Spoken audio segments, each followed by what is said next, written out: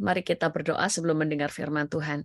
Tuhan, kami bersyukur Engkau kumpulkan kami di tempat ini, wanita-wanita Allah, wanita-wanita bijak, wanita-wanita yang cerdas, wanita-wanita yang mengasihi Tuhan dan haus lapar akan Engkau. Engkau telah kumpulkan kami dari berbagai bangsa, karena kami mau Tuhan unity mencari Engkau. Dan saat ini Tuhan, kami mau mendengarkan firman karena kami ingin mengetahui apa yang menjadi kehendak-Mu di tahun-tahun yang ke depan. Sehingga kami benar-benar menjadi wanita yang siap, menjadi wanita yang bijaksana, yang kreatif. Kami bersyukur kepadamu, kami persilakan Tuhan, Engkau berbicara kepada kami lewat hamba-Mu. Dan biar setiap apa yang dikatakan adalah keluar dari isi hatimu, bukan keluar dari otak manusia. Kami bersyukur kepadamu Tuhan, di dalam nama Tuhan Yesus kami siap untuk mendengar. Amin. Shalom semua, ibu-ibu semuanya, luar biasa. Sampai gimana ketemu lagi. Selamat ketemu lagi bersama dengan saya. Nah, hari ini firman Tuhan kita belajar tentang bagaimana kita itu bijaksana untuk menghadapi krisis yang ada di depan. Semuanya pasti sudah tahu ya bahwa kita akan menghadapi banyak goncangan dan krisis dimulai dari 2023. Itu sebabnya kalau kita belajar di Alkitab itu dikatakan di Amsal 31 ada wanita bijak. Sebuah rumah tangga kuat atau tidak itu juga ada juga dipengaruhi oleh seorang ibu atau seorang istri. Wanita itu mempengaruhi apa yang ada di dunia. Itu sebabnya di Alkitab sudah jelas ditulis wanita bijaksana di dalam Amsal. Karena wanita itu memang diciptakan sebagai seorang penolong. Dia memiliki kekuatan yang luar biasa. Dia punya kemampuan multitasking. Dia bisa mengerjakan apa saja dalam keadaan bersama-sama. Bahkan kalau perempuan ini katanya, kalau laki-laki ini, kalau menghadap ke depan di sini, ya ini. Tapi kalau perempuan, matanya ke depan itu kayaknya ke depan, tapi ekor matanya bisa keliling. Bisa tahu samping kanan kiri, itu multitasking, saudara. Makanya kalau saudara membaca, ibu-ibu membaca di dalam kitab Amsal itu ada seorang wanita. Dia merawat suami dan anak-anaknya. Dia menyiapkan pakaian, dia juga berdagang, dia membeli ladang untuk ditanami, dia mengatur hamba-hambanya, dia membuat jubah untuk suaminya. Itu semuanya dia kerjakan karena sebenarnya perempuan itu bisa melakukan hal-hal itu. Wanita itu adalah luar biasa. Wanita itu dahsyat, saudara. Nah, kita itu akan menyatakan ini tepat ya, kalau tema ini diberikan kepada wanita itu tepat ya, luar biasa. Saya buka dulu PowerPoint-nya ya. Bijaksana menghadapi krisis. Kita harus tahu bahwa di setiap zaman, Alkitab itu berkata begini, apa yang pernah ada akan ada lagi, dan apa yang pernah dibuat akan dibuat lagi. Tidak ada sesuatu yang baru di bawah matahari. Adakah sesuatu yang dapat dikatakan, lihatlah ini baru? Tetapi itu sudah ada dulu, lama sebelum kita ada. Jadi apa yang terjadi di dunia ini, semuanya itu selalu berulang. Berulang terus. Kenapa? Karena ya seperti itulah manusia. Karena manusia itu setelah menjadi dewasa, dia mati, tumbuh anak-anak lagi. Anak-anak ini juga masih baru belajar, bertumbuh setelah mulai tua, dia mulai banyak pengalaman, sudah tua, sudah kemudian meninggal. Jadi itu terus yang terjadi. Demikian juga dengan yang terjadi di dunia. Itu adalah pengulangan-pengulangan. Kenapa Tuhan izinkan terjadi itu supaya kita belajar. Orang bijaksana itu selalu mempelajari apa yang pernah terjadi. Orang yang bijaksana seperti soal kehidupan kita, kesalahan-kesalahan masa lalu tidak membuat kita ini menjadi orang yang kemudian menyesali terus masa lalu, itu kalau orang bodoh. Tapi orang bijaksana, masa lalu dan kesalahan masa lalu dia jadikan sebagai pelajaran supaya ke depan dia menjadi lebih bijaksana. Makanya di dalam hidup kita akan menjadi bijaksana kalau belajar dari hal-hal yang terjadi di masa lalu supaya kita tahu apa yang kita harus lakukan, apa yang kita bisa ambil, apa yang kita harus buang. Kalau dulu saya masih remaja, saya membaca salah satu buku dari Robert Liardon, dia berkata, pelajari pahlawan-pahlawan, karena kita mempelajari kesalahan-kesalahan mereka supaya kita tidak mengulang, dan kita mempelajari apa yang mereka lakukan sehingga mereka menjadi pahlawan. Itu yang membuat kita menjadi orang yang besar, menjadi orang yang bijak. Nah, krisis yang ada di depan, ada Bapak juga enggak ya? Jadi saya ngomong Bapak Ibu, saudara semuanya Bapak Ibu itu kita harus tahu ya, kita itu harus tahu tentang masa. Salah satu Tuhan itu memberikan nubuatan ya kepada gerejanya bahwa tanda masa anugerah terakhir itu adalah pada waktu Ratu Elizabeth meninggal. Jadi Ratu Elizabeth, kematian dia itu menjadi salah satu tanda terakhir.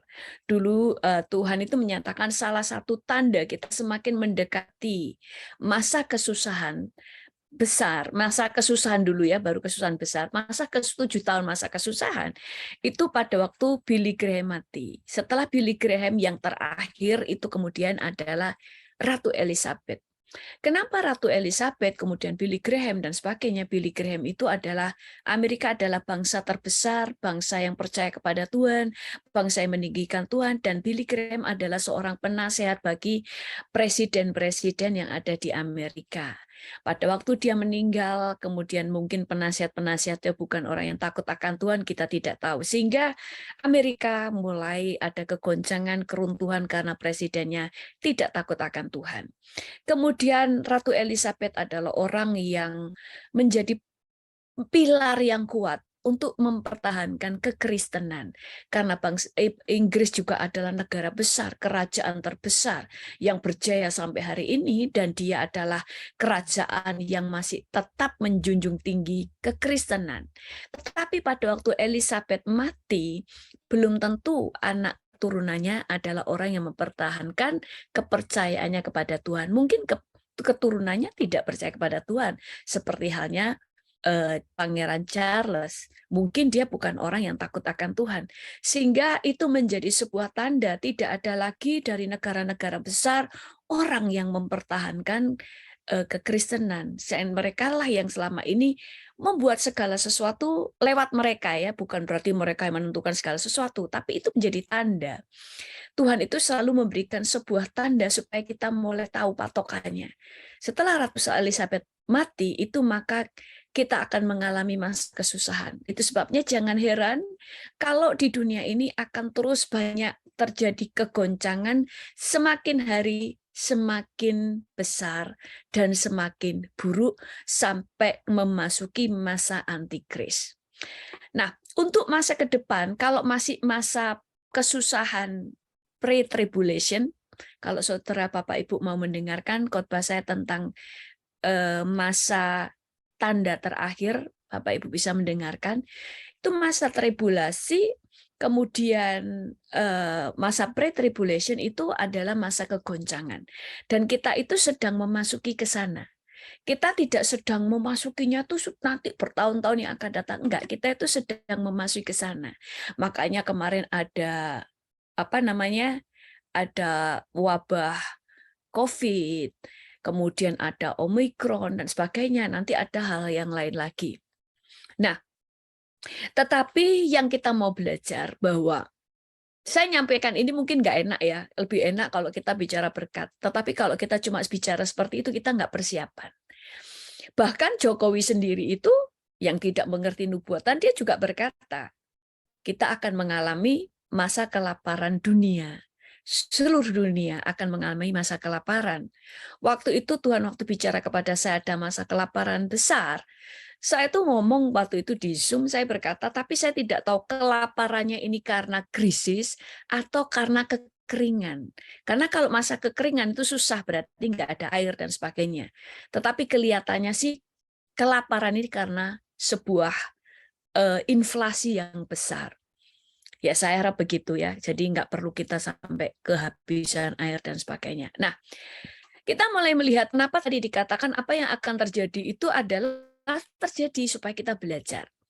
Masa kelaparan pun di setiap masa itu memang sudah terjadi. Bahkan sejak masa di Abraham pun itu pernah terjadi. Kita baca dulu ya, supaya kita akan belajar dari kehidupan mereka. Ketika kelaparan timbul di negeri itu, ini pada masanya Abraham, pergilah Abraham ke Mesir untuk tinggal di situ sebagai orang asing. Waktu itu Abraham belum ganti nama ya, masih Abraham. Sebab hebat kelaparan di negeri itu. Jadi masa Abraham juga ada kelaparan besar. Lalu pada zaman Ishak, maka timbullah kelaparan di negeri itu. Ini bukan kelaparan yang pertama yang telah terjadi dalam zaman Abraham. Sebab itu Ishak pergi ke Gerar kepada Abimelek, raja orang Filistin. Lalu Tuhan menampakkan diri kepadanya serta berfirman, janganlah pergi ke Mesir, diamlah di negeri yang akan kukatakan kepadamu. Tinggallah di negeri ini sebagai orang asing, maka aku akan menyertai engkau dan memberkati engkau. Sebab kepadamulah dan kepada keturunanmu akan kuberikan seluruh negeri ini. Dan aku akan menepati sumpah yang telah kuikrarkan kepada Abraham ayahmu. Aku akan membuat banyak keturunanmu seperti bintang di langit. Aku akan memberikan kepada keturunanmu seluruh negeri ini, dan oleh keturunanmu semua bangsa di bumi ini akan mendapat berkat. Karena Abraham telah mendengarkan firman-Ku dan memelihara kewajiban-Ku kepadaku, yaitu segala perintah, ketetapan, dan hukumku. Jadi tinggallah Ishak di Gerar.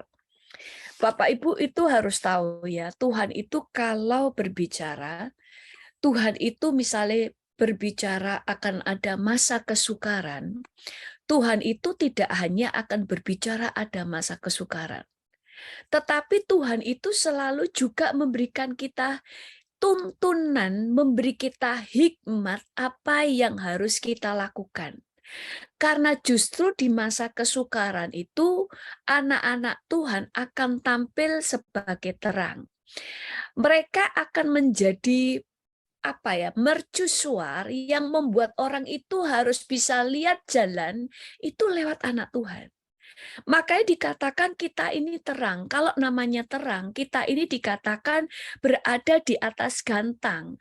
Supaya semua orang bisa lihat terang. Terang itu baru terlihat dengan jelas di dalam kegelapan.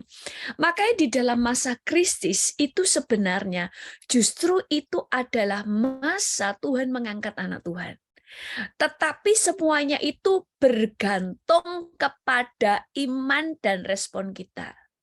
Saya juga pernah mengkhotbahkan di dalam ada di YouTube saya tentang segala sesuatu mendatangkan kebaikan. Itu tergantung kita.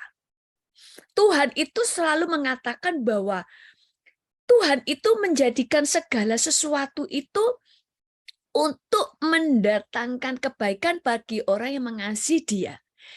Tuhan memang merancangkan semua yang terjadi, seburuk apapun, rancangan manusia buruk sekalipun akan Tuhan ubah menjadi kebaikan. Tapi tergantung respon kita. Itu menjadi kebaikan atau menjadi kecelakaan, itu tergantung kita. Tapi bagi orang yang berhikmat dan cerdas, segala sesuatu mendatangkan kebaikan. Makanya orang Kristen saya selalu ajar tidak hanya modal doa. Doa itu yang terutama dan yang pertama, tetapi selanjutnya adalah hikmat dan pengetahuan. Kristen harus cerdas. Kita itu harus cerdas. Selain kita juga mendengar suara Tuhan. Di masa kesesakan kelaparan dunia hanya 2 pesan Tuhan. Kita itu harus menanam. Kita harus menanam. Menanam itu apa? Benar-benar menanam atau berkebun. Nanti saya lanjutin.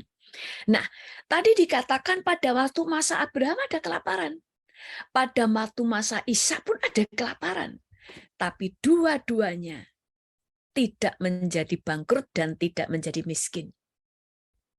Ada rahasianya. Tuhan itu nyatakan ini kita itu enggak takut, tetapi mempersiapkan diri. Tidak cuek, tetapi tahu apa yang harus dipersiapkan. Yang pertama, tadi dikatakan, saya baca dulu ya di kitab Mazmur ya.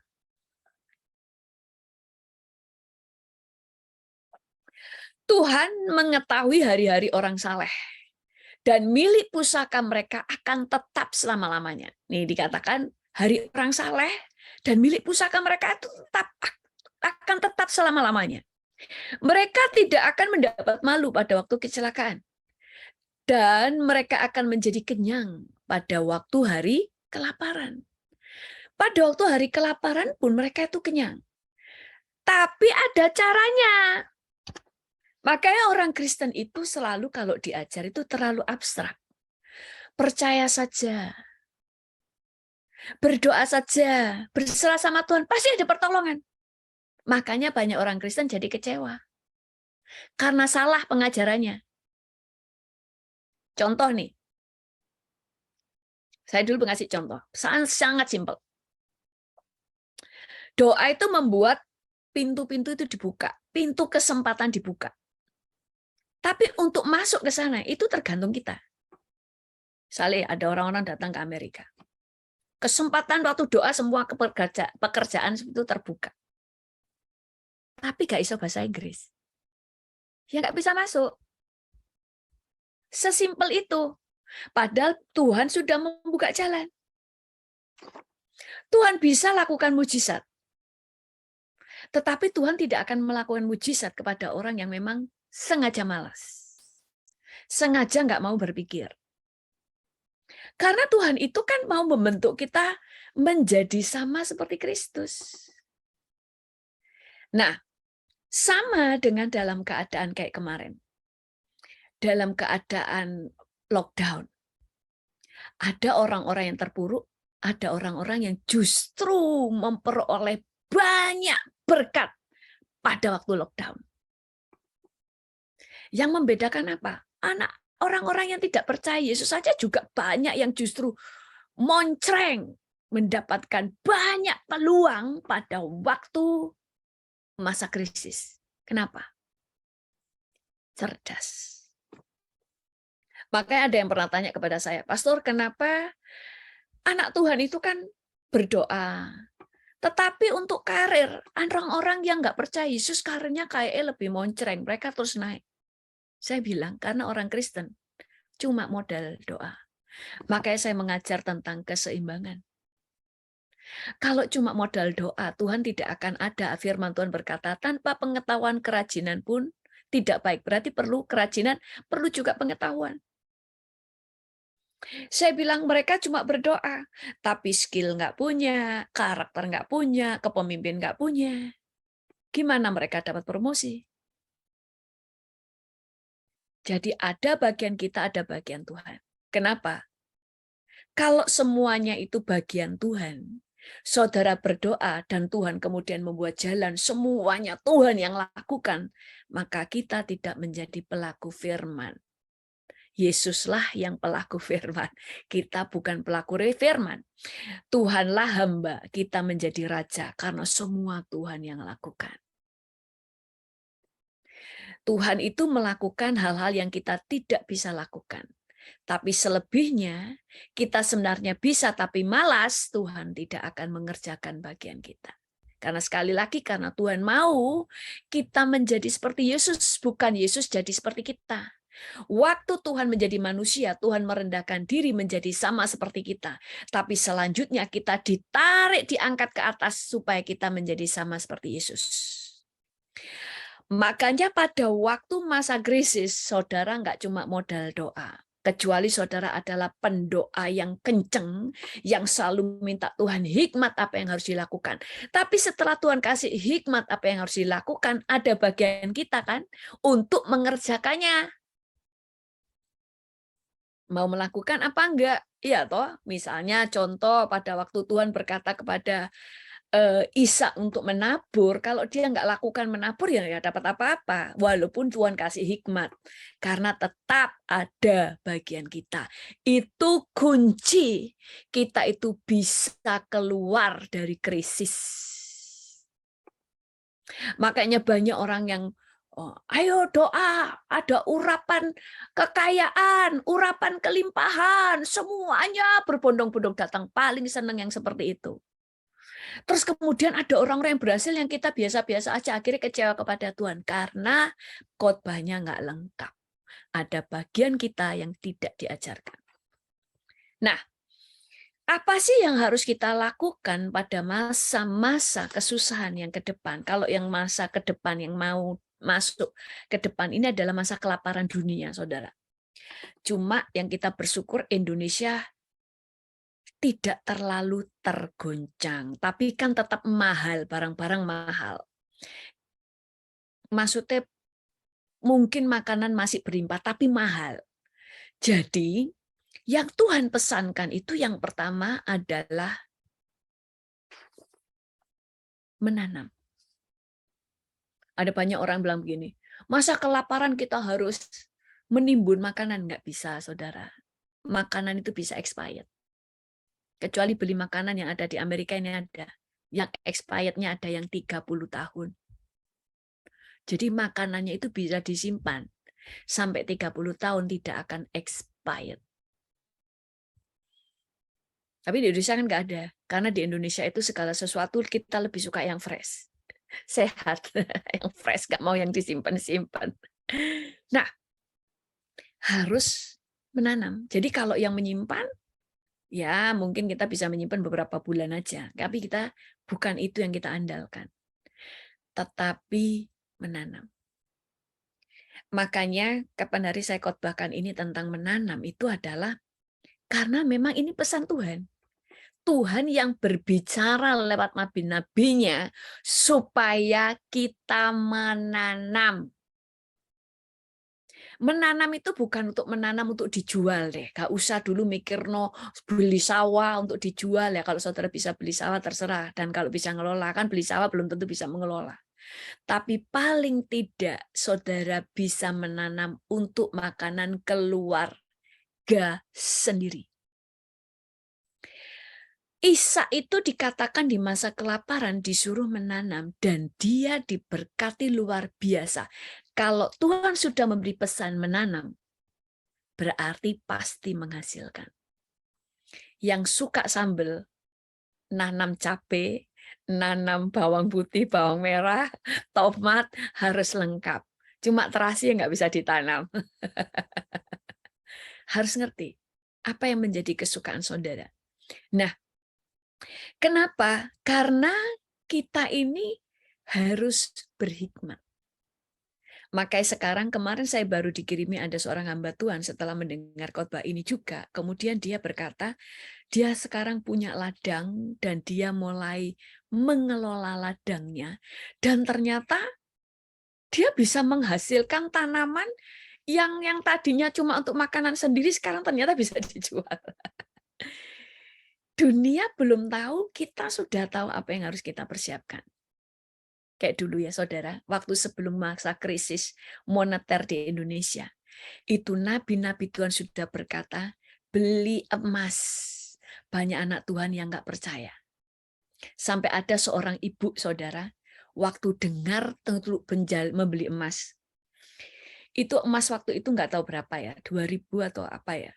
Emas ya. Kemudian dia jual, dia tabungnya dibelikan emas semuanya. Waktu krisis moneter semua ambruk, dia itu sukses.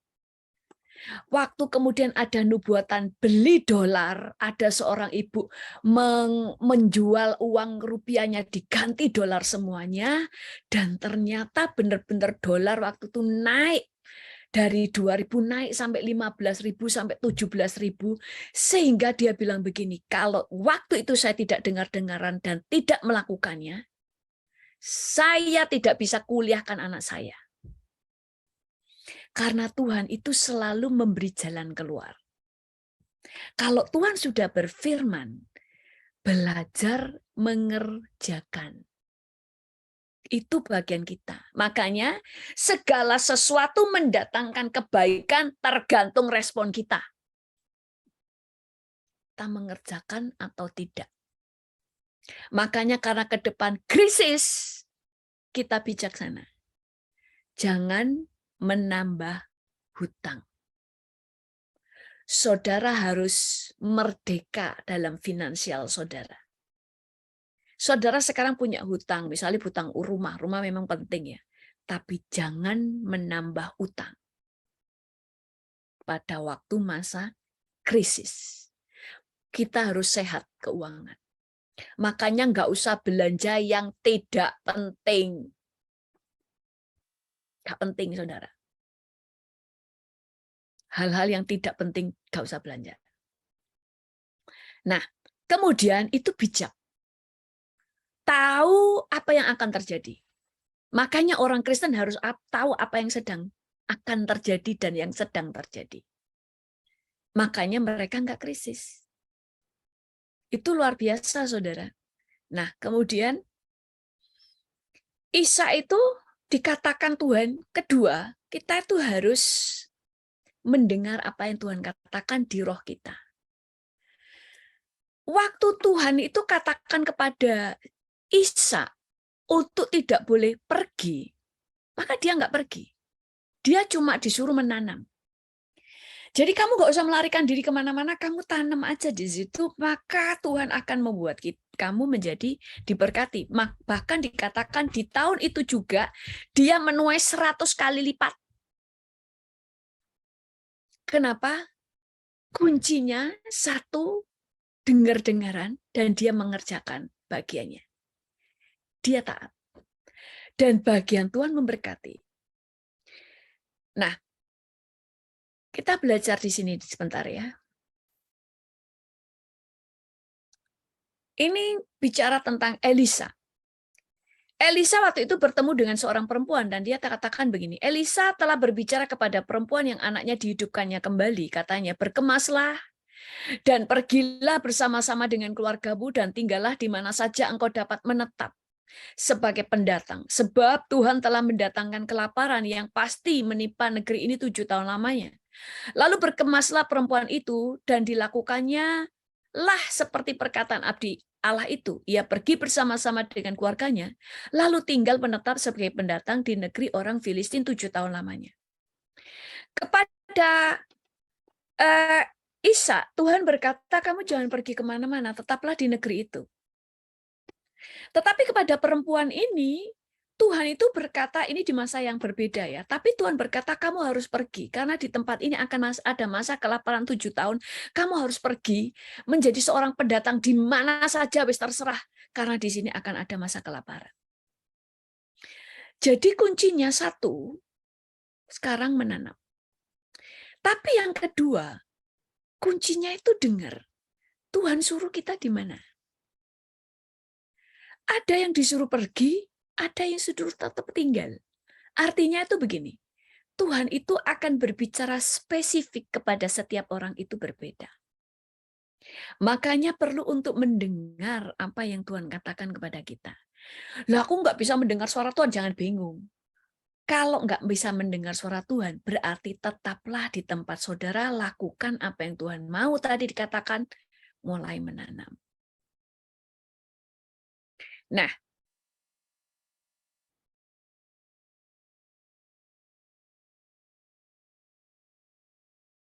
kita baca Alkitab lagi ya. Dikatakan begini.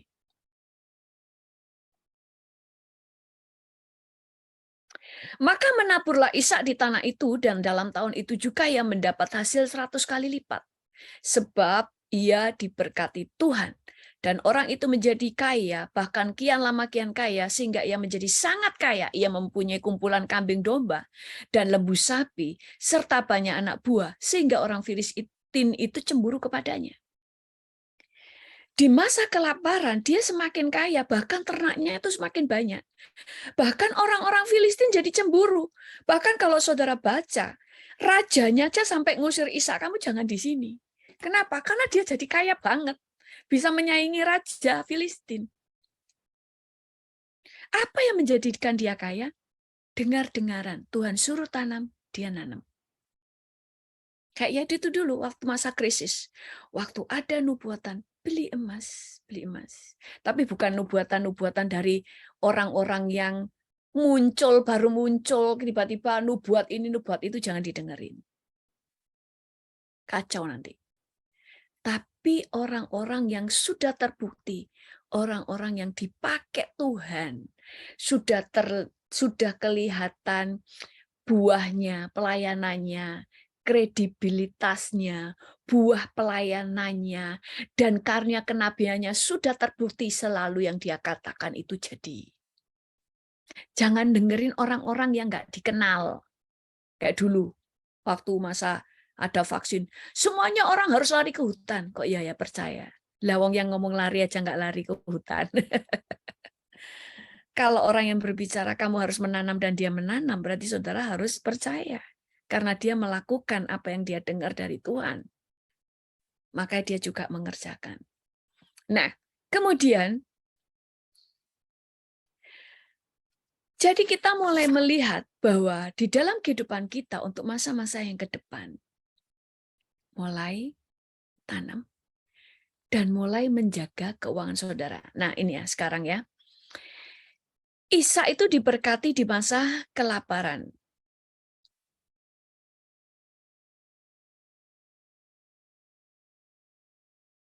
Kunci yang kedua, apa yang terjadi pada Ishak?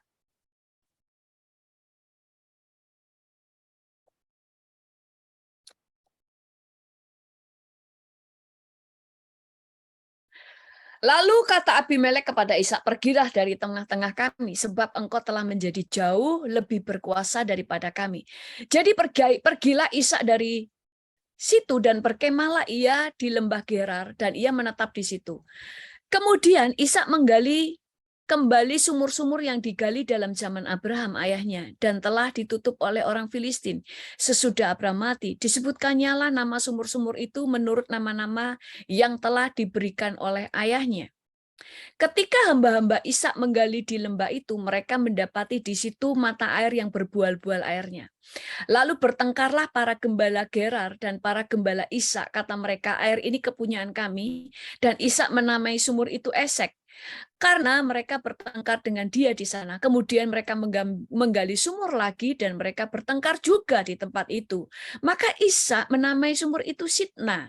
Ia pindah dari situ dan menggali sumur yang lain. Tetapi tentang sumur itu, ini tidak bertengkar. Sumur ini dinamanya Rehobot. Dan ia berkata, sekarang Tuhan telah memberikan kelonggaran kepada kita sehingga kita dapat beranak cucu di negeri ini. Dari situ ia pergi ke Betseba. Kalau orang dunia itu kalau masa krisis justru harus hemat dan pelit luar biasa, mementingkan diri sendiri. Tetapi cara Tuhan itu beda. Kalau kita mau menikmati berkat supranatural dan penyertaan supranatural, maka yang kita harus lakukan adalah tepat seperti yang firman Tuhan katakan. Cara kita harus memakai caranya Alkitab, baru kita akan memperoleh mujizat supranatural. Sama kalau kita orang Indonesia kemudian datang ke Amerika, kalau mau memperoleh berkatnya dari Amerika, ya harus pakai caranya sesuai dengan nilai-nilai budaya dan hukum yang ada di sini.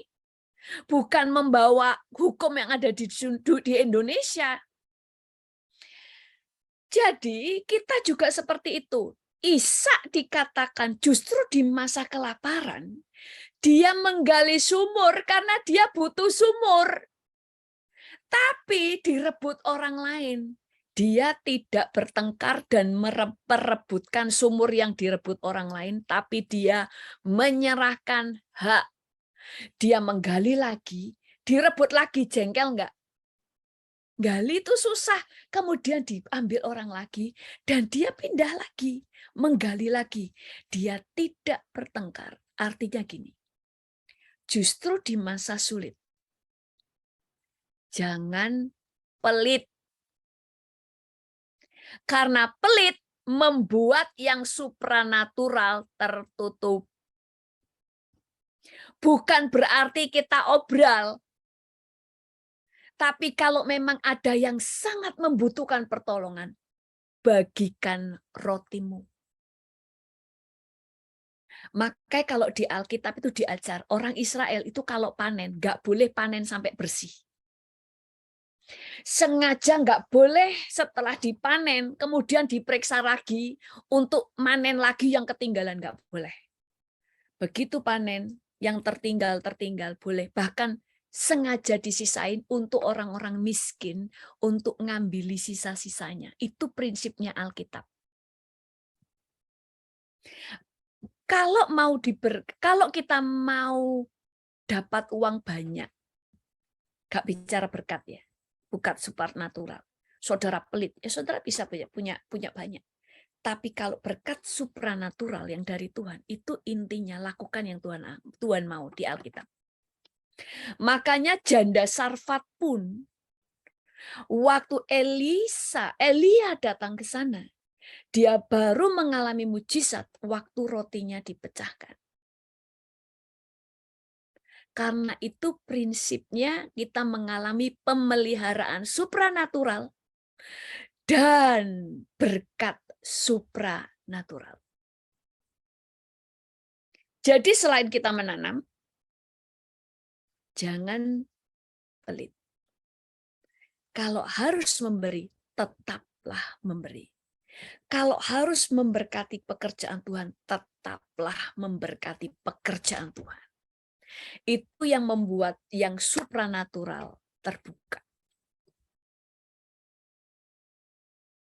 Itu bijak. Bijaksana itu gak cuma pinter, tapi ngerti caranya Tuhan. Makanya tidak ada orang yang suka memberi yang jatuh miskin. Tidak ada. Itu tidak ada. Karena kalau ada, berarti Tuhan berdusta. Kecuali memberinya itu bukan karena memberi ya, tapi ngobrol nggak bijak ya. Obralnya karena pamer dan sebagainya. Nah, itu ya. Kemudian, jadi kita tadi belajar kita harus taat, kita harus persiapkan menanam. Nah, ini saya waktu itu saya ngajar ya tentang menanam, Bapak Ibu. Sekarang ini menanam itu modern. Ada nggak ya gambarnya? Nah, ini.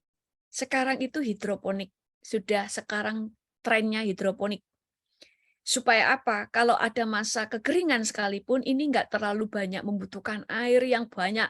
Kalau menanam di tanah itu disiram air ya, kemudian airnya terbuang. Tapi kalau di sini, ini airnya tetap ada di sini. Tetap ada di paralon. Ini di luar negeri itu sudah banyak orang-orang menanam secara hidroponik karena mereka bisa nanam di lahan yang kecil, nggak bisa banyak lahan, nggak apa-apa. Ini tanamannya bisa disusun begini, ada atapnya, itu membuat mereka bisa mengontrol air hujan dan sebagainya. Jadi nggak ada yang sampai terlalu hujan terlalu deras sampai punah ya kan, tanamannya rusak dan sebagainya. Semua terkontrol. Bahkan mereka bisa terkontrol supaya tidak ada hama dan sebagainya. Ini kalau di Indonesia mereka memakai paralon. Kalau di luar negeri mereka beli, kalau di Indonesia kreatif mereka bikin sendiri. Nah, ini pakai gelasnya, cupnya minuman, cup plastik minuman mereka pakai untuk menanam. Nah, ini ya, kemudian ditanam-tanami, kemudian ini kalau di sini di luar negeri sini ada banyak sekali orang yang sudah membuat tanaman-tanaman ini, sudah ini seperti paralon juga kan. Jadi itu membuat masa kelaparan mereka sudah bisa menanggulangi untuk melewati masa kelaparan. Bahkan kalau ini adalah mereka menanam di rumah. Ini ada mereka cuma pakai sinar mataharinya, nggak pakai sinar matahari tetapi lampu small vegetable garden di rumah. Kemudian ini mereka bisa memanen di dalam rumah. Biasanya orang-orang yang tidak punya lahan tetapi di apartemen. Jadi sekarang adalah canggih. Ini ada orang-orang yang menanam cukup untuk tanaman untuk keluarganya, mereka pakai paralon, ada yang pakai bambu yang tidak punya paralon. Dan mereka tetap bisa berpanen ria. Nah, kalau ini beli ya, ini alat-alat ini beli, tetapi ngapain beli kalau kita bisa memakai paralon dan sebagainya. Ini kalau memakai di rumah. Ini peralatan kalau di rumah dan sebagainya. Nah, ini orang-orang yang menanam apa ini namanya? Kentang itu di dalam karung-karung supaya waktu mereka membuat airnya, kemudian panennya itu gampang banget karena mereka tinggal membedah goninya ini untuk mengambil apa yang tadi kentang dan sebagainya. Saya ada videonya. Jadi kita mulai melihat bahwa harus mempersiapkan diri. Sekarang ini kita kalau sekarang ya ibu-ibu yang nggak bisa masak karena bisa lihat di internet. Orang yang tidak bisa pertanian karena melihat di internet. Semuanya melihat yang ada di internet. Karena apa? Sebelum masa kekeringan, sebelum masa kesusahan, selalu ada masa kelimpahan. Kenapa? Kita diberikan pengetahuan yang sangat banyak. Kita bisa memperoleh banyak pengetahuan dari YouTube dan sebagainya untuk mempersiapkan masa ke sana. Makanya selalu ada 7 masa kelimpahan, 7 masa kekeringan. Nah, itu juga ada di dalam hidup kita. Kita harus mempersiapkan diri. Nah, berikutnya yang sudah belum habis waktunya, sebentar ya. Jadi, di dalam setiap masalah itu selalu ada kunci berkat. Di dalam setiap goncangan itu ada cara Tuhan. Tapi itu tadi, selalu ada bagian kita. Makanya orang Kristen harus cerdas. Kita mulai belajar dari Yusuf.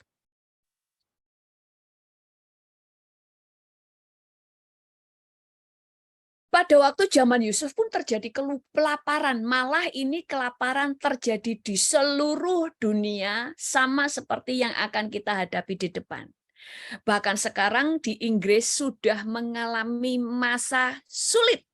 Mereka tidak bisa bayar listrik, mereka tidak bisa beli makanan karena sangat mahal. Semuanya mahal.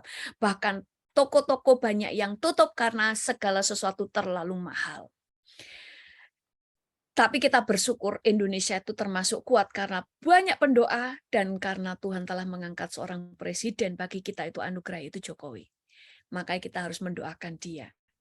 Di seluruh negeri itu tidak ada makanan sebab kelaparan itu sangat hebat sehingga seisi tanah Mesir dan tanah Kanaan lemah lesu karena kelaparan itu. Maka Yusuf mengumpulkan segala uang yang terdapat di tanah Mesir, di tanah Kanaan, yakni uang pembayar gandum yang dibeli mereka, dan Yusuf membawa uang itu ke dalam istana Firaun. Waktu makanan sulit, semua orang menjual apa saja. Mereka membeli makanan dari Yusuf. Mereka membeli makanan kan dari Yusuf kan. Kita harus menanam. Karena kita ini harus mempersiapkan diri sendiri, harus menanam. Ini sudah nubuatan, ini sudah lama saudara. Semua anak-anak Tuhan harus mulai menanam.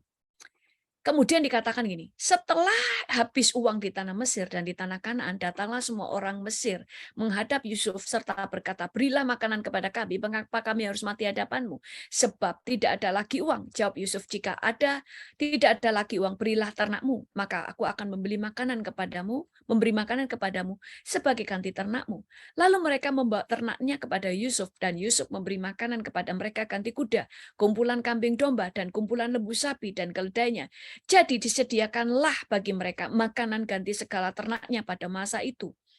Setelah lewat tahun itu, datanglah mereka kepadanya dan pada tahun yang kedua, serta berkata kepadanya, tidak usah kami sembunyi kepada tuanku bahwa setelah uang kami habis dan setelah kumpulan ternak kami menjadi milik tuanku, tidaklah ada lagi yang tinggal yang dapat kami serahkan kepada Tuanku selain badan kami dan tanah kami. Mengapa kami harus mati di depan matamu, baik kami maupun tanah kami? Belilah kami dan tanah kami sebagai ganti makanan, maka kami dengan tanah kami akan menjadi hamba kepada Firaun. Berikanlah benih supaya kami menjadi hidup dan jangan mati, dan supaya tanah itu menjadi tandus.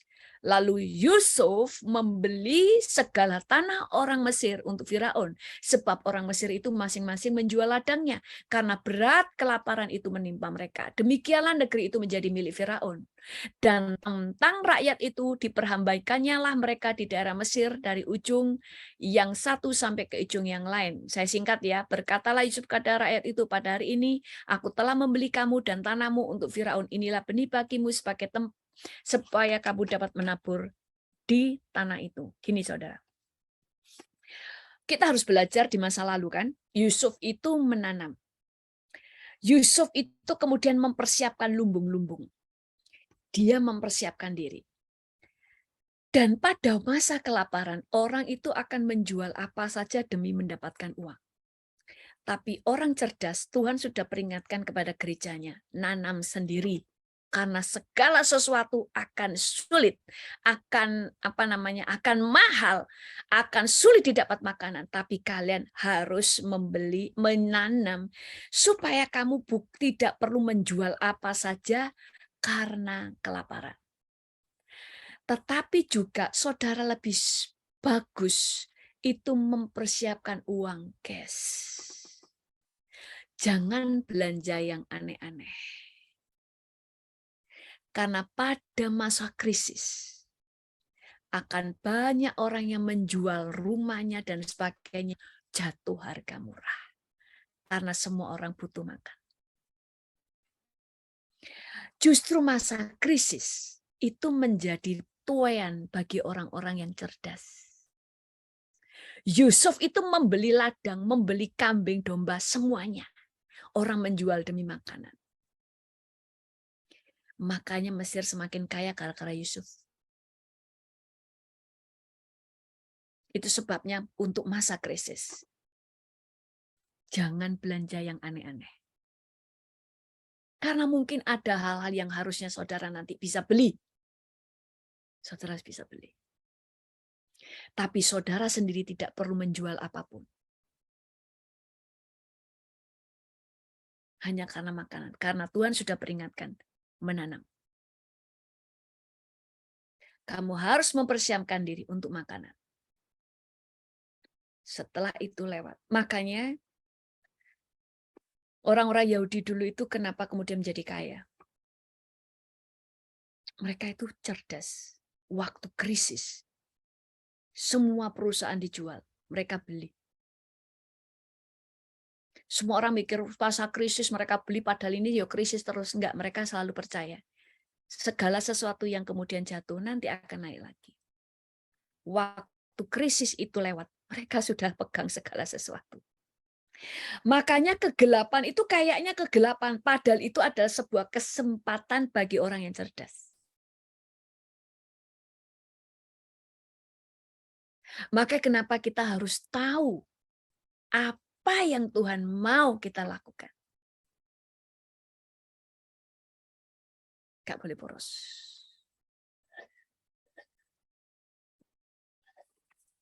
Terakhir ya. Jadi kita mulai melihat Tuhan itu selalu menuntun. Makanya segala sesuatu Allah turut bekerja dalam segala perkara. Untuk mendatangkan bagi orang yang mengasihi Dia. Tergantung respon kita. Harusnya ini menjadi sesuatu yang baik. Kayak kemarin. Lockdown. Bagi gereja mungkin goncang. Waduh, ya opo ini gak iso ke ibadah. Tapi justru akhirnya Injil bisa diberitakan kemana-mana. Karena segala sesuatu selalu mendatangkan kebaikan. Semua sekarang mulai beralih ke media. Dulu banyak orang yang mengatakan, jangan internetan, internet itu tempat alatnya setan. Jangan YouTubean, ada yang anti media. Tapi Tuhan mau tunjukkan justru lewat media. Saudara juga kenal saya kan dari media kan. Dulu yang kenal saya paling 30 orang atau 100 orang atau hanya orang di New York. Tapi sekarang semua mendatangkan kebaikan sama. Makanya yang Tuhan katakan, kekayaan bangsa-bangsa akan beralih ke gereja. Itu harus ada melewati masalah. Ngapain kekayaan bangsa-bangsa tiba-tiba jatuh ke kita kalau nggak ada masalah? Makanya kita harus menjadi seperti Yusuf.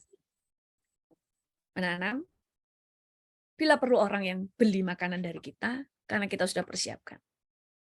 Pada waktu goncangan, kita sudah siap. Kalau saya sih nggak muluk-muluk, saya bukan seorang petani. Jadi paling nanam untuk di rumah, untuk makanan saya sendiri. Untuk apa ya, persiapan bikin sambal dan sebagainya. Yang suka pete, ya nanam pete, ya kan. Pokoknya apa yang saudara suka. Yang terakhir, jadi kita tadi belajar ya. Yang pertama, bahwa menanam. Kedua, jangan pelit. Berbagi. Berbagi itu bukan semuanya diobral, salah juga. Tapi kalau ada orang yang memang butuh, bagi. Pecahkan roti. Kemudian dengar-dengaran kepada Tuhan. Seperti Elia. Waktu Tuhan katakan kamu di Sungai Kerit, ya Tuhan Sungai Kerit. Waktu Tuhan katakan ke janda Sarfat, dia ke janda Sarfat. Makanya Elia itu mengalami berkat karena taat, dan janda Sarfat juga Elisa mengalami berkat itu yang namanya supranatural. Dia cuma menanam, tapi dalam 1 tahun berkelipatan 100 kali ganda. Sampai ternak-ternaknya juga. Itu berkat supranatural. Kenapa? Karena dia tidak mempertahankan apa yang menjadi haknya. Kalau ada yang mencuri milik saudara, lepaskan. Wah, dalam keadaan krisis itu membuat orang teman-teman, rebutan. Jangan lakukan. Lepaskan saja seperti Ishak. Maka berkat supranatural itu terbuka. Penyertaan supranatural, berkat supranatural, karena kita melakukan tepat yang ada di dalam firman Tuhan. Amin. Jadi ibu-ibu, kita mau menjadi orang yang bijaksana. Kita harus yang memegang kendali. Kan perempuan ya yang menjadi apa ya? Kita itu yang laki-laki itu kan yang memimpin dan mensuplai. Tapi pengelolanya itu istri. Pengelolanya kita. Makanya ini sangat tepat disampaikan kepada ibu-ibu supaya kita mempersiapkan diri. Saya dulu itu salut sama ibu saya. Ibu saya itu orangnya sangat kreatif. Dulu orang ibu saya dan teman-temannya ya, itu semuanya punya gaji sama. Tapi orang lain tuh bisa mengalami krisis, ibu saya enggak. Ibu saya itu orangnya tidak gengsian. Dia tuh kalau halus menanam ya, dia nanam bumbu-bumbu, dia nanam cabai, dia menanam ini. Ibu saya itu enggak mengalami krisis, saudara. Orang lain terlilit hutang, ibu saya itu enggak. Kenapa? Bukan ibu saya uangnya banyak. Dia tahu bagaimana mengelola uang, dan dia cerdik sekali untuk membuat segala sesuatu. Dia menanam cabai, saya ingat yang cabai, terus tanaman ini semuanya itu dia mulai nanam. Kalau kemudian krisis lewat, ya dia sudah nggak nanam lagi. Kemudian dia mulai nabung, kemudian kalau dia menabungnya sedikit-sedikit, kalau dia kemudian ada uangnya mulai kumpul, dia jadikan emas. Pada waktu kemudian emas mulai tinggi, dia mulai jual. Dari situ kita mulai belajar ibu kita itu cerdik. Kita ngomong ke saudara-saudara, ibu kita cerdik. Coba kita juga cerdik seperti dia. Maka kita juga bisa sukses. Makanya kenapa kita bisa hidup. Karena ibu saya dulu tahu bagaimana cara cerdik dan bijaksana sebagai seorang ibu dan seorang istri. Dia mengelola. Bukan karena kekayaan, enggak. Dari dalam kekurangan, dia tahu persis apa yang dia harus lakukan. Enggak gengsian. Amin. Sebelum saya serahkan kepada host, mari kita berdoa. Tuhan, kami bersyukur kami diciptakan sebagai seorang wanita karena kami menjadi orang-orang yang multitasking. Bahkan firman-Mu berkata kami adalah seorang penolong. Segala sesuatu tergantung kepada kami. Keluarga kami bahagia, keluarga kami nyaman, keluarga kami mendapatkan kehangatan karena ada perempuan di dalam rumah. Itu sebabnya keluarga-keluarga tanpa ada seorang istri atau seorang ibu, keluarga mereka akan menjadi hambar, tetapi seorang perempuan kehadirannya itu membuat segala sesuatu menjadi indah. Kami bersyukur ada kehidupan kami. Berikan kami Tuhan, roh yang bijaksana, tangan yang rajin, tangan yang diurapi. Sehingga Tuhan kami tahu apa yang harus kami lakukan dan apa saja yang kami lakukan berhasil. Terpuji namamu dalam nama Tuhan Yesus, haleluya. Amin. Silakan Ibu Emi. Saya serahkan. Iya, terima kasih Pastor Deborah Kristanto. Pesan Tuhan yang disampaikan, jujur saya secara pribadi, saya juga rasanya mewakili keluarga besar dari Triple W, World Women Warrior, dan semua sister yang saat ini bergabung dengan kami. Pesan Tuhan yang disampaikan sungguh-sungguh sangat indah dan bagus sekali. Dan cocok sekali dengan masa-masa yang saat ini kita akan hadapi ya Bu. Menutup tahun 2022 dan mengawali tahun 2023. Benar-benar secara iman kita juga benar-benar diteguhkan bagaimana kita harus memakai firman Tuhan sebagai dasar dari segala tindakan kita dan juga hikmat Tuhan sebagai tuntunan. Dan yang terpenting tadi, saya senang sekali dengan statement Ibu yang segala sesuatu mendatangkan kebaikan, tapi itu juga tergantung kepada diri kita sendiri. Ya, betul. Wah, benar-benar terima kasih ya Bu, puji Tuhan sekali saat ini ya, Sister, kita bisa diberi hari yang indah oleh Tuhan, juga saluran internet yang lurus-lurus saja, tidak ada halangan ya antara Amerika dan di Kuala Lumpur, Vietnam, Jepang, Indonesia, UK, dan lain sebagainya ya. Puji Tuhan. Ibu, ini ada beberapa pertanyaan Ibu Ya. yang sudah masuk ke saya. Boleh langsung saya bacakan ya Ibu? Ya, bisa. Silakan Ya. Bu Emi. Pertama adalah Bu Deborah, apa ada dua orang yang disebutkan oleh Pak Billy Graham dan Ratu Elizabeth? Apa mungkin ada penyatuan mata uang menjurus inflasi saat muncul krisis dan kesusahan 7 tahun mendatang? Maka itu Ibu Deborah tadi menganjurkan yang punya lahan supaya berkebun. Dan jika ada yang mempunyai karunia penglihatan ke masa-masa yang akan datang, diharapkan untuk berjaga-jaga.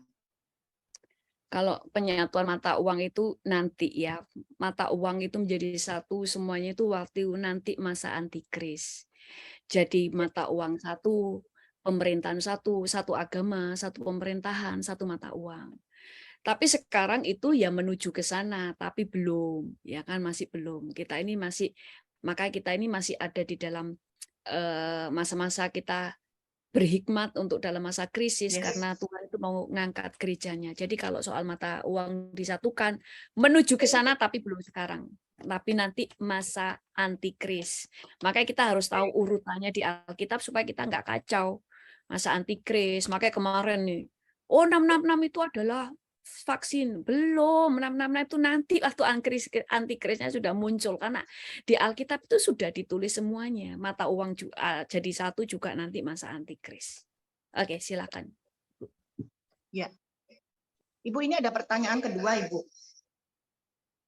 Tadi kan Ibu ada menyampaikan nasihat bahwa untuk masa-masa seperti ini kita tidak boleh pelit. Sementara saya mempunyai saudara yang sangat malas dan selalu bergantung kepada saya. Bagaimana Bu perlakuan saya dengan saudara saya? Karena saya pun saat ini sedang berjuang untuk menghidupi keluarga inti saya sendiri. Sementara saudara saya sering berhutang uang atau menggantungkan hidupnya kepada saya. Begitu, Gini ya, makanya saya tadi kan bilang, bukan berarti nggak pelit atau memberi itu kemudian kita royal, kita sembarangan, kan enggak. Kita itu juga harus tahu, makanya kita itu harus mengerti firman itu lengkap ya, supaya kita itu enggak bingung. Waktu disampaikan A, kemudian bingung dengan yang B. Kan kita ini adalah dipakai Tuhan itu bukan jadi juru selamat. Kita itu memberi itu untuk kepentingan kita. Kita memberi supaya kita ada diberkati Tuhan. Tetapi memberi di sini dengan hikmat itu maksudnya gini, kita memberi karena memang ada orang yang memang membutuhkan. Memang dia kekurangan, bukan karena malas. Kalau malas itu bukan kekurangan. Kita itu harus menjadi seorang yang memuridkan. Kan Alkitab berkata kita harus memuridkan orang. Memuridkan itu kan mendidik. Dalam arti mendidik di situ adalah kita nggak ngotbain. Tapi kalau orang itu memang malas, ya kita jangan turuti kemalasan dia. Sama dengan, oh karena kita itu jadi baik hati, semua orang minta utang, ya diutangi. Akhirnya nggak ada yang bayar, kita menjadi kecewa. Kalau saudara bisa mengampuni, ya utangin aja, supaya saudara tetap diberkati Tuhan, walaupun saudara akan mengalami kebangkrutan dulu, itu karena kebodohan, ya kan? Tetapi kalau orang itu kayak tadi itu juga, orang itu sudah malas, nggak kerja, bergantung, ya jangan dikasih. Ya dia harus dididik supaya dia bisa berdiri atas imannya sendiri, karena saudara bukan juru selamat. Bantulah orang yang memang benar-benar butuh pertolongan, bukan karena dia malas, bukan karena dia memang doyan hutang, tapi karena ada orang-orang yang memang kesulitan. Kita kan bisa tahu toh mana orang-orang yang memang benar-benar kesulitan dan enggak. Dulu saya berkhotbah tentang miskin, ya kan, kemiskinan. Kita waktu itu ada orang bilang gini, "Loh, miskin itu kan relatif, semua orang berasa miskin." Kalau di Alkitab, miskin itu artinya mereka, kalau Alkitab berkata begini kan, asal ada makanan dan pakaian cukuplah. Berarti yang miskin itu kalau sampai punya makanan dan pakaian aja nggak punya, itu miskin. Nah, utamakan membantu orang-orang yang seperti ini. Nah, gitu. Oke, silakan, Bu. Ini ada pertanyaan lagi, Ibu. Iya. Pastor Deborah, saya mau bertanya. Menurut Presiden, bahwa tahun depan itu adalah masa yang gelap. Itu bagi orang Kristen kan kita harus mempersiapkan apa kalau misalkan resesi ekonomi yang begitu parah terjadi di tahun-tahun depan. Loh, tadi kan sudah dibilang. Iya. Tuhan itu cuma kasih nanam. Yang penting itu saudara bisa makan, kan? Yang paling penting Iya. itu bisa makan, saudara. Makanya Tuhan suruh menanam, karena mungkin semuanya itu kan resesi, ya kan, jadi ada inflasi tinggi, jadi semuanya mahal, makanya saudara harus bisa makan. Makanya yang diutamakan makanan, jangan berhutang, karena itu berbahaya sekali, jangan menambah hutang. Jadi uang saudara harus sehat, lebih baik saudara menyimpan cash. Nah gitu, jadi jangan, kalau toh cash kebanyakan ya lebih baik dibelikan emas, jangan sampai cash cuma cash saja, nanti uangnya nggak berharga, jadi belikan emas. Kecil-kecil juga nggak masalah gitu. Jadi yang penting itu kita harus berhikmat. Nilai uang itu bisa mengecil dan sebagainya. Oke, supaya aman jadi jadikan emas misalnya. Pokoknya jangan berhutang. Terus kemudian bisa menanam tanaman-tanaman, ya sudah, kita berkebun di rumah, kita beli pot-pot atau nggak beli pot kayak itu tadi. Ada orang yang punyanya bambu, ya bambu, apa saja kita lakukan. Punya kaleng, kan di Indonesia dulu gitu, ada kaleng cat lah, ada ininya, bisa dipakai semuanya. Yang penting bisa makan. Itu yang Tuhan ajarkan. Kemudian yang lain-lain jangan menambah utang. Persiapan yang lain-lain ya sudah itu dulu. Gitu. Oke, silakan. Ini ada lagi pertanyaan Pastor Deborah. Iya. Pastor Deborah, saat ini suami saya sedang tidak bekerja karena baru saja dikeluarkan dari perusahaan karena perusahaannya tersebut bangkrut. Jujur, secara iman Kristen, setelah saya mendengarkan khotbah dari Bu Deborah, saya merasa tetap harus kuat dan sesuatu peneguhan buat saya. Tapi secara kedagingan saya sering merasa takut dan saya sampai tidak bisa tidur karena saya merasa bahwa iblis itu mengintimidasi saya dan menakut-nakuti saya untuk tahun-tahun ke depan. Begitu. Yang penting itu kita percaya bahwa ada penyertaan Tuhan. Terus kita itu cuma taunya kita melakukan bagian kita yang kita bisa. Itu aja. Yang kita itu salah kalau kita percaya Tuhan itu akan menyertai. Makanya kadang-kadang itu bahaya kalau khotbah-khotbah itu nggak lengkap. Aduh, jangan takut. Dunia resesi, kita resepsi. Kita berharap sama Tuhan pasti ada pertolongan. Cuma begitu aja. Loh, bener nggak cuma begitu aja? Buktinya yang cuma begitu aja kemudian dipecat, nggak siap, dan sebagainya. Kan ada kan yang misalnya waktu resesi, PHK besar-besaran, semuanya nggak siap. Loh, makanya khotbah itu harus lengkap gitu loh. Saya itu paling takut kalau khotbah itu nggak lengkap gitu loh. Karena orang bisa salah paham. Nah, seperti itu tadi. Kalau kita terlalu mikirin yang terlalu jauh, ya bisa takut. Lebih baik pikirkan apa yang bisa saya lakukan dibawa kepada Tuhan supaya diberkati. Sekarang mau jual makanan kek atau apa kek, sekarang itu mudah loh saudara. Jual makanan itu nggak usah modal dulu misalnya. Modal dulu itu maksudnya gini. Dulu kalau orang jual makanan semuanya ternyata nggak ada yang beli. Sehingga sudah modalnya hangus, makanannya basi karena tidak ada yang beli. Kalau sekarang enggak, kan pakai WhatsApp. Tinggal adik saya juga begitu.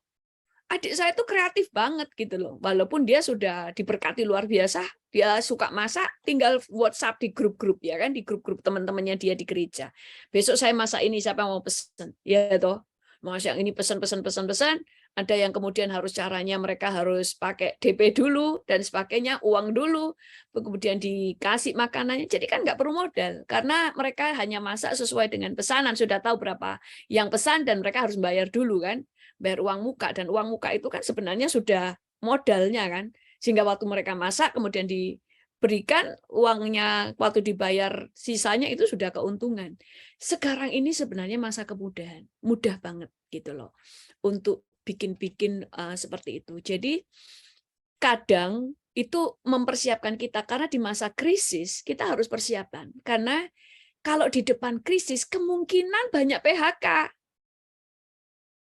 Makanya harus mempersiapkan diri. Kita harus cerdik. Apa saja yang kita harus bisa lakukan?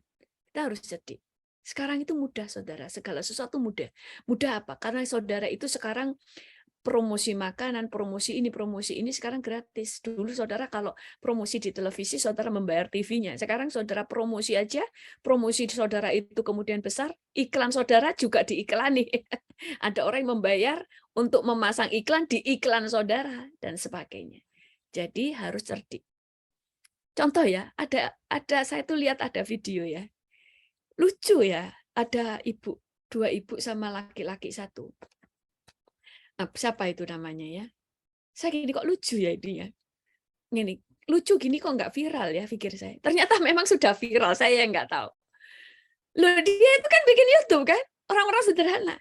Tapi kemudian dia dapat banyak uang dari YouTube itu karena kreatifnya dia cuma bikinnya 3 menit. Ya kan? Itu kan dengan temannya Mas. Nggak tahu itu mungkin temannya atau saudaranya pakai hitam. Tapi itu kreatif, apa saja dia lakukan.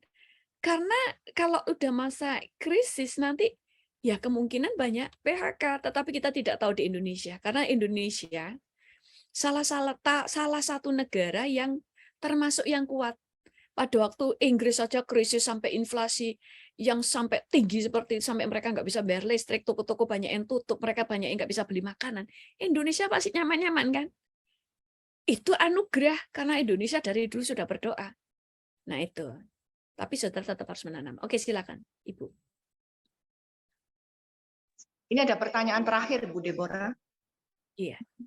Ibu, saya merasa bahwa saya salah karena saya selama ini punya komitmen untuk memberikan janji iman. Tapi karena faktor ekonomi, saat ini janji iman saya terhenti. Apakah cukup hanya saya memohon ampun kepada Tuhan, sambil saya juga menunggu solusi yang terbaik untuk masalah ekonomi buat saya? Terima kasih, Bu. Kalau janji iman, saya tidak tahu janji saudara seperti apa sama Tuhan. Itu tergantung iman saudara ya. Kalau memang itu sudah memang janji, itu bawa sama Tuhan. Tuhan, saya ini ngasih janji iman, buka jalan supaya saya bisa menepati janji iman saya. Kemudian mulai belajar memberi. Saya tidak katakan pada waktu memberi tiba-tiba langsung Tuhan memberkati, Tuhan kasih jalan keluar, kadang-kadang ya enggak. Tapi setelah lewat, Tuhan itu suka ngitung kan. Waktunya orang ini bertahan nggak setia. Baru Tuhan itu akan membalikkan keadaan.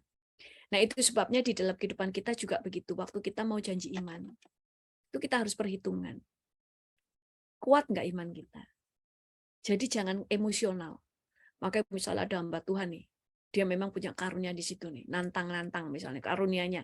Nantang itu maksudnya karunianya itu kalau dia nantang sesuatu itu orang tergerak, itu kan karunia.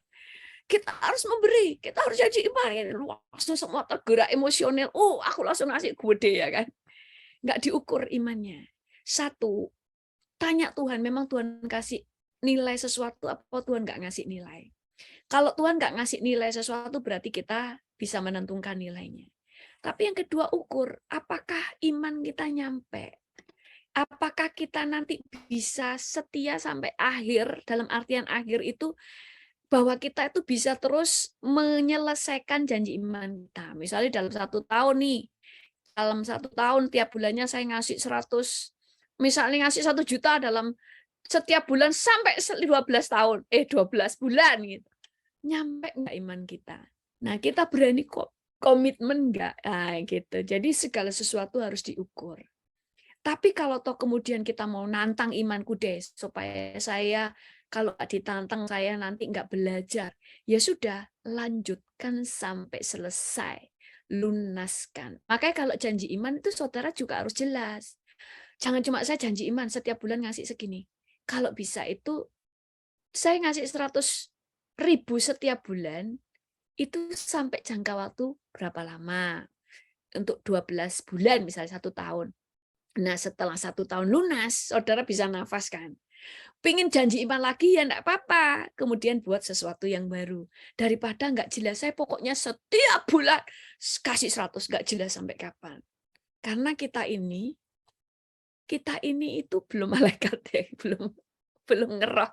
Kita itu harus ukur. Maka Alkitab berkata segala sesuatu kalau kita membangun sesuatu perlu kita mengukur. Yang diukur apa sih? Iman kita dulu. Nyampe nggak? Bisa nggak kita? Berani nggak kita kalau ada sesuatu hal di tempat kita tetap mau terobos, keluarga kita siap nggak? Kita mau siap nggak kalau dimaki-maki suami? Nah, siap nggak kalau anak-anak kita maki-maki kita gara-gara uang kita kekurangan misalnya? Siap nggak imanmu? Kalau siap, terus lanjutkan. Nanti pasti Tuhan itu memberikan pertolongan. Tapi seringkali pertolongan nggak di awal. Terus berjalan baru Tuhan akan menunjukkan mujizat. Mari kita berdoa. Tuhan, kami mengucap syukur hari ini. Tuhan, di masa-masa krisis yang di depan, kami percaya bahwa firman-Mu yang berkata segala sesuatu Tuhan Yesus kalau Engkau izinkan terjadi itu untuk mendatangkan kebaikan. Tolong kami Tuhan Yesus sehingga kami menjadi orang-orang yang siap. Tolong kami sehingga kami memiliki hikmat. Beri kami mata yang dapat memandang jauh ke depan.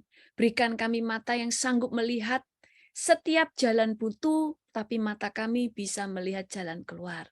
Mata kami dapat melihat apa yang sedang Tuhan mau kami kerjakan.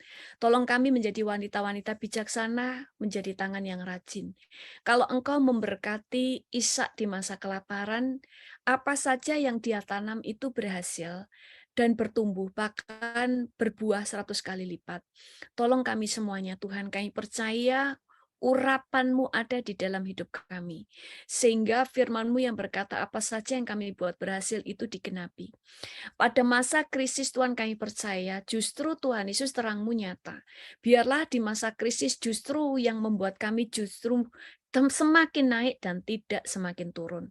Dan Alkitab-Mu berfirman bahwa kekayaan bangsa-bangsa akan jatuh ke tangan anak-anak Tuhan, ke gereja-gerejamu. Kami percaya pada waktu krisis dan goncangan ekonomi, anak-anak-Mu justru kuat dan mereka akan panen raya.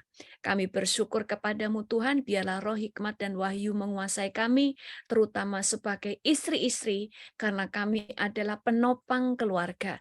Biarlah Engkau Tuhan Yesus memberikan kami roh kebijaksanaan, hikmat dan kecerdasan, dan berikan kami kemampuan untuk kreatif dan melihat banyak peluang. Dan saat ini Tuhan kami mau menerima berkat-Mu, mari angkat tangan kita kepada Tuhan.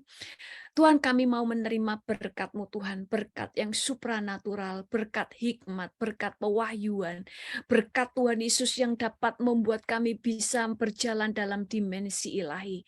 Dan biarlah berkat rahmat dari Allah Bapa kasih sayang dari Tuhan Yesus, persekutuan dengan Roh Kudus menyertai memberkati kami semuanya dari hari ini sampai Yesus datang kedua kali. Dalam nama Tuhan Yesus, haleluya. Amin.